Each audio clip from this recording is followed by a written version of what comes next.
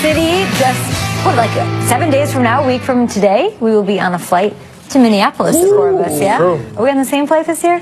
One can only hope.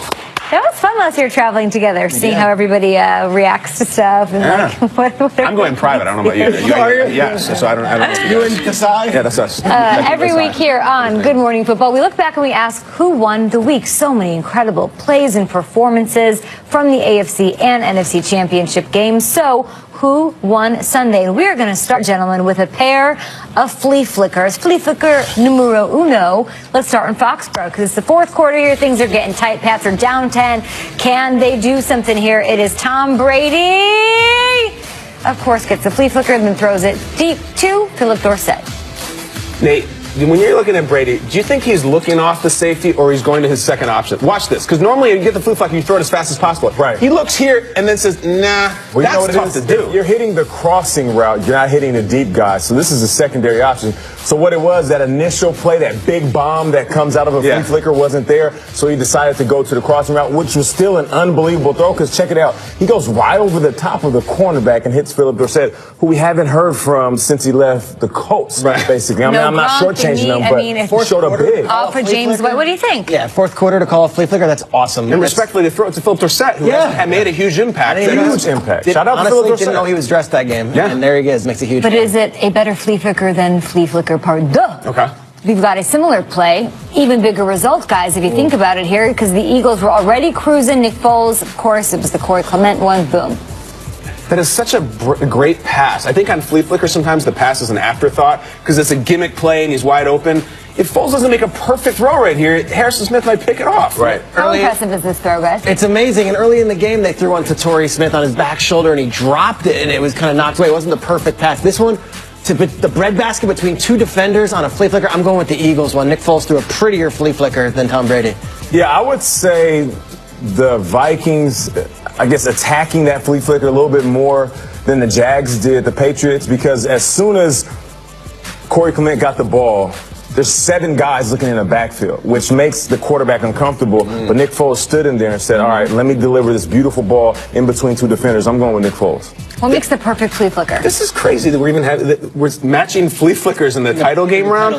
What makes the perfect flea Flea on flicker? flea crime. Yeah, flea on flea crime is just nerves. Like, you have to, don't panic. You have to, especially as the running back, you really have to sell it and then toss it. So then to me, Foles is more impressive because it was his first attempt ever at a flea flicker in his career to keep the nerves and execute that. I feel like Brady can do anything. Yeah, and Foles threw a touchdown. Foles with a touchdown. And the Vikings bid on it. I mean, 7 guys were attacking that flea flicker.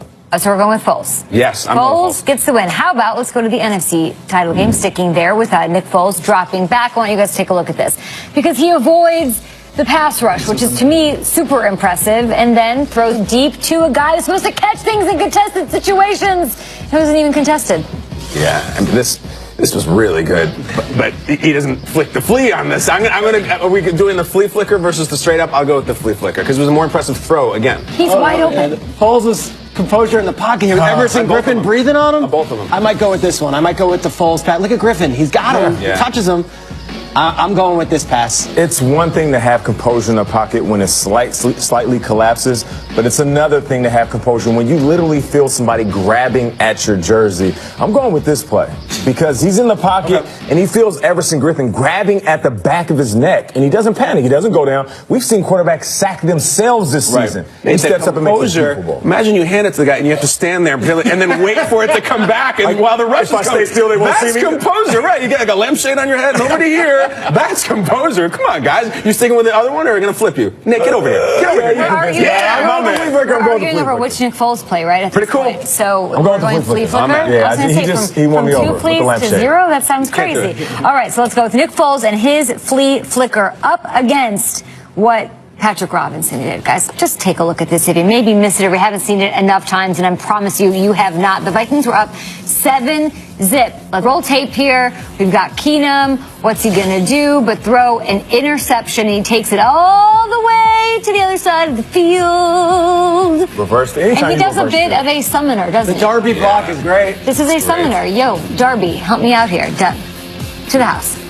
life's about making big decisions in pressure-packed moments. His decision not to run out of bounds and to rather say, no, it's the title game. He's a yard from going out of bounds. Right there, most guys run out. So I'm going to run 50 yards this way is an incredible decision. And it tied the game, and the Vikings never scored again. Cuts across the field, and you got a summoner, which you've Absolutely. KB, you can speak to this. You know there's 3 elements to this play that makes it really special. One is he gets the interception. Actually, 4 things. And then 2, he puts his hand on somebody's back. Anytime you put your hand on somebody's back in a football game, it's amazing. Then he decides to reverse field, which is another amazing thing. That's number 3. And then 4, when you're in the open field and you point, you be pointing at nothing. Anytime a guy points, it's a boss move. It might as well be the Heisman post. Right. There could be no one there. If you point, you look cool. This is like 4 things every kid wants to do when he's at recess. Greg, playing what do you football. think? I'm going with the interception return. Absolutely. That's what they did all season long, and Darby's usually the guy doing it, but now it's Robinson, and Darby throws the block. I love it. It was symbolic of the entire game because it was a runaway. And huge shout out to Chris Long, too. I mean, it's made the whole. It doesn't happen with him. Two-arm quad. That was being Chris Long. Put that on a reel. Kay and I have a reel of missed high fives. That was incredible. Yeah, you were. I was trying to be Chris Long and just like getting your business. Like, that's what he does. Case, and then that's what happened. All right. So who did picks? And now I'm distracted. Interception return. Interception. I actually return. know with the flea flicker, but these 2 went interception return. By P-Rob. P-Rob advances here. Now onto the. This has got to be the biggest play. It sealed the deal for the Patriots. 4th and 14 for the Jags. $1:53 to go. Let's get something going here. Bortles drops back. A really nice throw, but an insane play by Gilmore. It's a great. We keep saying it looks like a logo, like the Jordan logo for defensive Jerry back. West. It's almost like the Odell version of a pass breakup, like the one-handed. I just hear the R. Kelly song as he's doing that. I believe I can fly. It's a beautiful thing. Like the fan is blowing. I'm going to go with P-Rob. Is there anything D.D. Westbrook could have done here? No, I mean, the ball could have been a little bit further upfield, but, I mean, you can't really do much at this point. In that position, most DBs will wrap their left hand around the wide receiver, and then they'll call a PI. The fact that he tucked his left hand down towards the side as if he was reaching his pocket and then went up there and batted it down. You said it best. If there was a Jerry West logo for pass breakup, that's it. That's it. Huh. I haven't seen a better one. I'm going with that one. I'm going with the Gilmore. I thought it was incredible because Gilmore was under so much heat early in the season. He got paid all this money and he was getting burned. And for him to make the defining play of the AFC Championship game in such poetic and, I mean, truly, I get emotional. It's artistic. It's so beautiful to see. It's graceful, isn't it? It's so graceful. It's such a combative sport to see something so beautiful. Yeah. I'm going with that.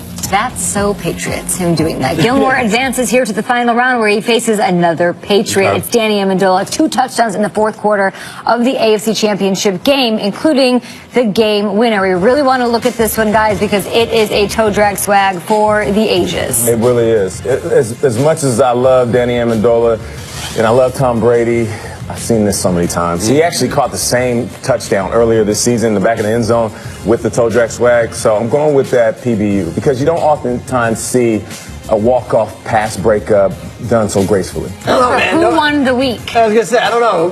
Amendola was the MVP of the game. Context. No Gronk. That's the game-winning touchdown, but I'm going with Nate. I love the Gilmore play. 4th down, Peter. It was the Massive. game. It was the game because Bortles could have completed that, a short pass. They could have gotten some yards, and who knows what we're talking about today. That's the last line of defense, Gilmore right there, and he makes it. I mean, that is so pretty. I could watch that. He looks like a ballerina. I could watch it 300 times. In the best possible, most athletic way, elevating, like, you know, like in Peter Pan or The Matrix, they're on wires, you know? He looked like he was on wires. You guys rarely speak like this about plays, like breaking down the artistry of it, so it's a special one for sure. No doubt. I'm in. Gilmore. Unanimous? Unanimous. Stephon Gilmore won the